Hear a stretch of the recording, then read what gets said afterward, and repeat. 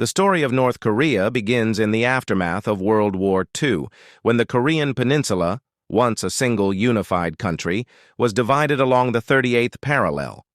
The Soviet Union took control of the North, while the United States oversaw the South. This split was supposed to be temporary, but Cold War tensions turned it into a permanent political fracture.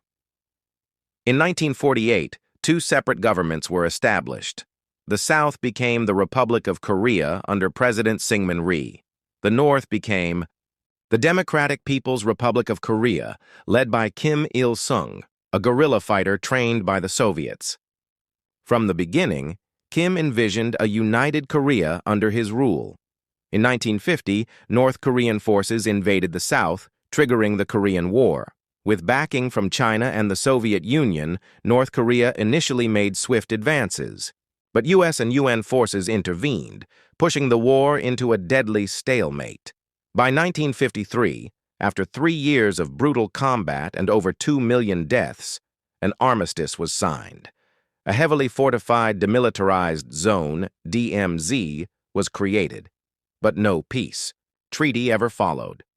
Technically, North and South Korea are still at war. After the war, Kim Il-sung launched a policy of juche, an ideology of self-reliance. North Korea cut itself off from much of the outside world.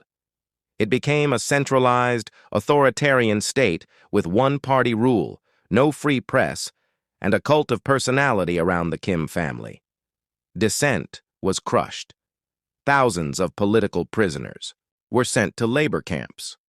Entire generations were taught that the Kim dynasty was divine. Despite its isolation, North Korea initially saw some economic success. With Soviet aid and centralized planning, it industrialized quickly. For a time, its economy even outperformed the South. But when the Soviet Union collapsed in the 1990s, North Korea lost its biggest source of support. A devastating famine followed. Hundreds of thousands, perhaps millions, died from starvation. The regime responded not by reforming, but by tightening control. Kim Il-sung died in 1994 and was succeeded by his son, Kim Jong-il. Under his rule, the country became even more isolated and paranoid. One of Kim Jong-il's key priorities was developing nuclear weapons. In 2006, North Korea conducted its first nuclear test, despite international condemnation and sanctions. More tests followed in 2009, 2013, and beyond. In 2011, Kim Jong-il died and was replaced by his son, Kim Jong-un, only in his late 20s at the time. Many outsiders predicted the regime would collapse, but Kim quickly consolidated power. He executed rivals, purged military leaders, and ramped up missile development. North Korea's nuclear arsenal grew rapidly, along with long-range missile capabilities. In 2017, tensions with the United States reached a dangerous peak. North Korea tested intercontinental ballistic missiles, ICBMs, capable of reaching the U.S. mainland. President Donald Trump responded with threats of fire and fury. But then, in a dramatic turn, the two leaders met face-to-face. The Trump-Kim summits in 2018 and 2019 were historic, but ultimately failed to produce a lasting agreement. Sanctions remained in place. North Korea's nuclear program continued. Today, North Korea is one of the most secretive and repressive nations in the world. The regime controls every aspect of life, from hairstyles to state-approved television.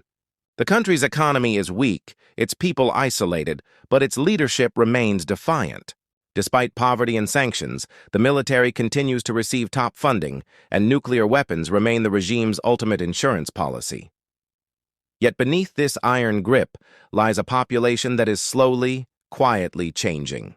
Smuggled USB drives, black market goods from China, and defector testimonies are slowly chipping away at the state's control over information. Some experts believe the seeds of change are already planted. Others warn that the regime's hold is stronger than ever. North Korea remains a puzzle.